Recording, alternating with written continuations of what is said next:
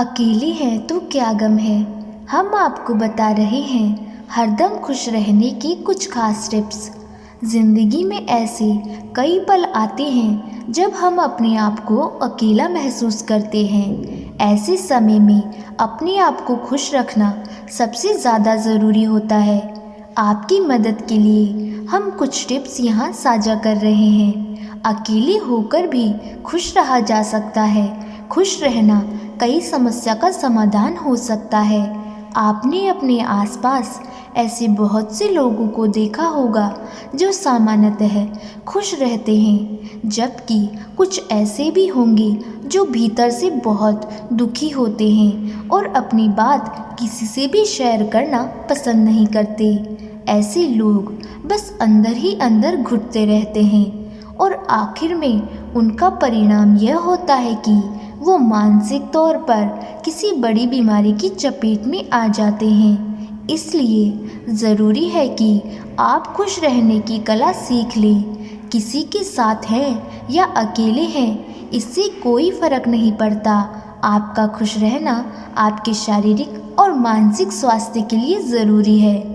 आइए क्या है जानें खुश रहने की कला के ज़रूरी नियम। पहला, अपनी तुलना किसी के साथ न करें। अक्सर ऐसा होता है कि आप अपने आप को अपने दोस्त, सहकर्मी, फैमिली के अन्य लोगों से कंपेयर करने लग जाते हैं और खुद को उनसे कमतर महसूस करने लगते हैं। यह यकीनन आपको दुखी कर सकता है। हर इंसान अपने आप में बेहतर होता है। हर व्यक्ति अपने आप में परिपूर्ण है। ज़रूरी है अपनी खासियत को समझना और उस पर गर्व महसूस करना। दूसरी बात, सोशल मीडिया के टाइम में करें कटौती।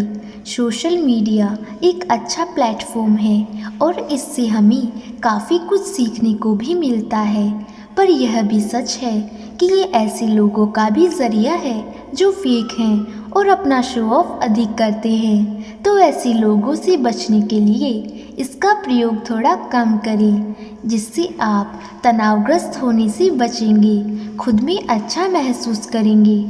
तीसरी बात, सीमित करें मोबाइल का प्रयोग। मोबाइल हम सबकी ज़रूरत है, लेकिन इसका प्रयोग एक लिमिट तक ही करना चाहिए, अन्यथा ये हमारे लिए बड़ी मुसीबत बन सकता है। हम 1 मिनट भी अपने मोबाइल से दूर नहीं रह सकते। आपको पता भी नहीं चल पाता कि आप इसकी लत का शिकार हो जाते हैं। ज़रूरत से ज़्यादा मोबाइल और अन्य गैजेट्स का प्रयोग सिर्फ आपकी आंखों को ही नहीं, बल्कि आपकी मानसिक सेहत को भी प्रभावित करता है, और इस बात से तो आप इनकार भी नहीं करेंगे कि ये आपका दिन और रात के समय का एक बड़ा हिस्सा खा जाता है। चौथी बात, अपने शौक़ को दे समय। सिर्फ नौकरी और घर के काम ही नहीं, उन चीज़ों के लिए भी समय निकालें जो इसके अलावा है, यानी अपने शौक़ के लिए। फिर चाहे वह गीत गाना हो, नाचना, बागवानी या फिर कोई पसंदीदा खेल। अपने शौक़ को समय देना आपको भावनात्मक संतुष्टि का एहसास करवाता है और यह एक बेहतरीन स्ट्रेस बस्टर भी है। पांचवी बात, खुद को करें डेट। ये आपके लिए एक अच्छा प्रयोग सिद्ध हो सकता है।